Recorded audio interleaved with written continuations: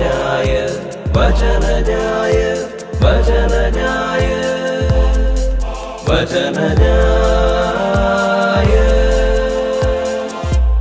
യേശുവിൽ സ്നേഹം നിറഞ്ഞവരെ, തപസ് കാലത്തിലെ ആദ്യത്തെ ഞായറാഴ്ചയിലാണ് നമ്മൾ. ഈ ദിവസം നമ്മൾക്ക് സുവിശേഷ വിചിന്തനത്തിനായി തിരുസഭ നൽകുന്നത് വിശുദ്ധ മർക്കോസ് എഴുതിയ സുവിശേഷം 1-ാം അധ്യായം 12 മുതൽ 15 വരെയുള്ള തിരുവചനങ്ങളാണ്. വളരെ ഹ്രസ്വമായ ഒരു സുവിശേഷമാണ് ഈ ഞായറാഴ്ച നമ്മൾക്ക് ധ്യാനത്തിനായി കിട്ടിയിരിക്കുന്നത്. ഈശോയുടെ ജ്ഞാനസ്നാനത്തിന് ശേഷം സംഭവിക്കുന്ന ഒരു കാര്യമായിട്ടാണ് ഈ വചനഭാഗത്തെ മർക്കോസ് സുവിശേഷകൻ എഴുതി വച്ചിരിക്കുന്നത്. ജ്ഞാനസ്നാനത്തിന് ശേഷം ഉടനെ ആത്മാവ് യേശുവിനെ മരുഭൂമിയിലേക്ക് നയിക്കുന്നു എന്ന് പറഞ്ഞാണ് ഈ സുവിശേഷ ഭാഗം തുടങ്ങുന്നത്. നമ്മൾക്കറിയാവുന്നതുപോലെ മരുഭൂമി എന്നത് ചില കാര്യങ്ങളുടെ പ്രതീകമാണ്. പ്രത്യേകിച്ച് ദൈവസാന്നിധ്യത്തിൻ്റെ പ്രതീകമായി മരുഭൂമിയെ കാണുന്നവരുണ്ട്. അതേപോലെ അനുതാപത്തിൻ്റെയും പ്രാർത്ഥനയുടെയും ഒക്കെ പ്രതീകമായി മരുഭൂമിയെ കാണുന്നുണ്ട്. ഈശോ പ്രലോഭിപ്പിക്കപ്പെട്ടുവെന്ന് പിന്നീടുള്ള വചനങ്ങളിൽ നമ്മൾ വായിക്കുന്നു. ഏത് വിധത്തിലുള്ള പ്രലോഭനങ്ങളിലൂടെയാണ് ഈശോ കടന്നുപോയതെന്ന് സുവിശേഷത്തിൽ പറയുന്നില്ല. മറിച്ച് ലൂക്കായുടെയും മത്തായിയുടെയും സുവിശേഷത്തിൽ യേശു മരുഭൂമിയിൽ പിശാചിനാൽ പ്രലോഭിപ്പിക്കപ്പെട്ടത് വളരെ വിശദമായി പ്രതിപാദിക്കുന്നുണ്ട്. ഓരോ പ്രലോഭനത്തെയും കർത്താവ് വചനം പറഞ്ഞുകൊണ്ട്, വചനത്തിൻ്റെ ശക്തിയാൽ ഓരോ പ്രലോഭനത്തെയും കർത്താവ് അതിജീവിക്കുന്നുണ്ട്. എന്നാൽ മർക്കോസിൻ്റെ സുവിശേഷത്തിൽ ഈശോയുടെ ഈ പ്രലോഭനം വളരെ ചെറുതായിട്ടാണ് എഴുതി വച്ചിരിക്കുന്നത്. ഈശോ മരുഭൂമിയിലേക്ക് പോയത് ദൈവസാന്നിധ്യ അവബോധത്തിൽ വളരുവാനാണെന്ന് നമ്മൾക്കിതിൽ നിന്ന് മനസ്സിലാക്കാം. അതിനുശേഷം വരുന്ന ഒരു ഭാഗമാണ് അവൻ വന്യമൃഗങ്ങളോട് കൂടെയായിരുന്നു. ഈ വചനം നമ്മൾക്ക് തരുന്ന വ്യാഖ്യാനമെന്ന് പറയുന്നത് പുതിയൊരു സൃഷ്ടിയുടെ, പുതിയൊരു ലോകത്തിൻ്റെ ഒരു മുന്നാസ്വാദനമാണ്. വന്യമൃഗങ്ങളോട് കൂടെ ആയിരിക്കുന്ന ദൈവപുത്രൻ. വന്യമൃഗങ്ങൾ സാധാരണ ആക്രമണ സ്വഭാവമുള്ളവരാണ്. പക്ഷേ ഇവിടെ ആക്രമണ സ്വഭാവത്തെക്കുറിച്ചോ ആക്രമിക്കുന്നതായിട്ടോ ഒന്നും ഇവിടെ രേഖപ്പെടുത്തിയിട്ടില്ല. അപ്പം അതിൽ നിന്ന് നമ്മൾക്ക് മനസ്സിലാക്കാവുന്നത് പുതിയൊരു സൃഷ്ടിയുടെ, ഒരു സഹവർത്തിത്വത്തിൻ്റെ, പുതിയൊരു ലോകത്തിൻ്റെ ഒരു പ്രതീകമാണ് ഈ വചനഭാഗം. ഈശോ വന്യമൃഗങ്ങളോട് കൂടെ, സൃഷ്ടികളോടുകൂടെ സഹവർത്തിത്വത്തിൽ, എല്ലാവരോടും സ്നേഹത്തിലും സമാധാനത്തിലും ത്യാഗമനോഭാവത്തിലും പങ്കുവയ്പിലുമൊക്കെ വളർന്നു വരുവാനുള്ള ഒരു സന്ദേശം ഈ വചനഭാഗത്തിൻ്റെ പിറകിൽ കിടപ്പുണ്ട്. നമ്മുടെ ഓരോരുത്തരുടെയും ഈ നോമ്പുകാല അനുഭവം ദൈവസാന്നിധ്യ അവബോധത്തിൽ വളരുവാനും ഈശോയോട് ചേർന്ന ഒരു ജീവിതം നയിക്കുവാനും നമ്മളെ കഴിവുറ്റതാക്കണം.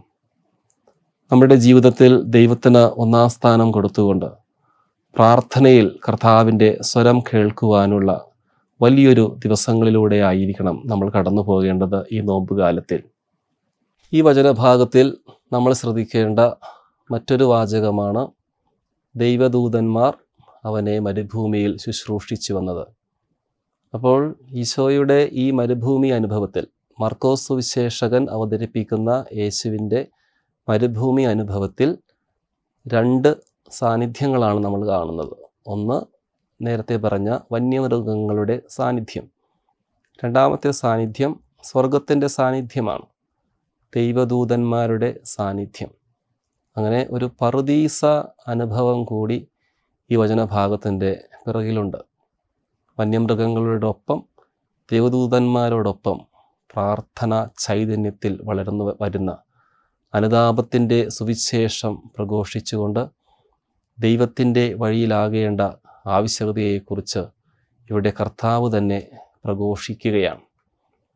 മറ്റുള്ള സുവിശേഷങ്ങളിൽ സ്നാപക യോഹന്നാനാണ് യേശുവിന് വേണ്ടി വഴിയൊരുക്കിക്കൊണ്ട് അനുദപിക്കുവാനും ദൈവരാജ്യം സമീപിച്ചിരിക്കുന്നു എന്നുള്ള വചനങ്ങളൊക്കെ പറയുന്നത്.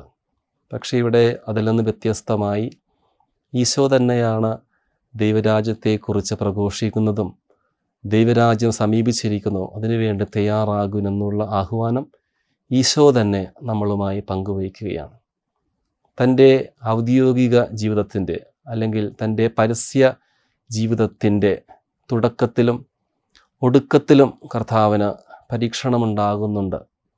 അതിൻ്റെ അർത്ഥം ഈശോയുടെ ജീവിതത്തിൽ മരുഭൂമിയിൽ വെച്ച് മാത്രമല്ല ഈശോ പ്രലോഭനങ്ങൾക്ക് അടിപ്പെട്ടു പോയത്, അല്ലെങ്കിൽ ഈശോ പരീക്ഷണത്തിന് വിധേയനായത് മരുഭൂമിയിൽ വെച്ച് മാത്രമല്ല, മറിച്ച് ഈശോയുടെ ജീവിതത്തിലുടനീളം തന്നെ ബരമേൽപ്പിച്ചിരിക്കുന്ന ഉത്തരവാദിത്വത്തിന് എതിരായി മറുതലിക്കുവാനുള്ള, തൻ്റെ പിതാവ് തൻ്റെ പുത്രനെ ഏൽപ്പിച്ച ദൗത്യത്തിൽ നിന്ന് മാറിപ്പോകുവാനുള്ള ഒരു പ്രലോഭനം ഈശോയ്ക്ക് എപ്പോഴും ഉണ്ടായിരുന്നു.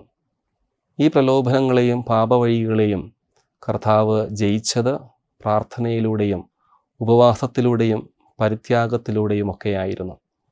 അതുകൊണ്ടാണ് പിശാചുക്കളെ ബഹിഷ്കരിക്കുവാൻ ഞങ്ങൾക്ക് എന്തുകൊണ്ടാണ് സാധിക്കാഞ്ഞത് എന്ന് ശിഷ്യന്മാർ ചോദിച്ചപ്പോൾ മറ്റൊരവസരത്തിൽ കർത്താവ് പറഞ്ഞത്, പ്രാർത്ഥനയും ഉപവാസവും കൂടെയല്ലാതെ ഈ വക കാര്യങ്ങളൊന്നും പുറത്തു പോവുകയില്ല. അതുപോലെ തന്നെ ഗത്സമനിയിൽ നിദ്രാവിഹീനരായ ശിഷ്യന്മാരോട് കർത്താവ് ഒരു ശാസന എന്നോണം പറയുന്നുണ്ട്, ഉണർന്നിരുന്നു പ്രാർത്ഥിക്കുവിൻ, പ്രലോഭനത്തിലകപ്പെടാതിരിക്കാൻ ഉണർന്നിരുന്നു പ്രാർത്ഥിക്കുവിൻ. ഇതെല്ലാം നമ്മൾ വായിച്ച് നോക്കുമ്പോൾ, ഒരുമിച്ച് വായിക്കുമ്പോൾ ഈ നോമ്പുകാലം ഈശോയെപ്പോലെ ദൈവ സാന്നിധ്യ അവബോധമാകുന്ന മരുഭൂമിയിലായിരുന്നു കൊണ്ട് കർത്താവിനോട് ചേർന്ന് നടക്കുവാനുള്ള വലിയ വിശദീകരണത്തിൻ്റെ ദിവസങ്ങളാവട്ടെ. നമ്മുടെ ഹൃദയം ഒരു സ്വർഗമായി മാറട്ടെ. ദൈവദൂതന്മാർ നമ്മളെ സംരക്ഷിക്കട്ടെ. അവിടുത്തെ സംരക്ഷണത്തിന് കീഴിൽ ജീവിച്ചുകൊണ്ട് തെറ്റായ വഴികളെ ഉപേക്ഷിച്ചുകൊണ്ട് ഈ നോമ്പുകാലത്തെ നമ്മൾക്ക് ഒരു വിശുദ്ധിയുടെ വസന്തകാലമാക്കി മാറ്റി തീർക്കുവാൻ കഴിയട്ടെ. ദൈവം നമ്മളെ ഓരോരുത്തരെയും അനുഗ്രഹിക്കട്ടെ. ആമേൻ. വചനജായ വചനജായ വചനജായ വചനജായ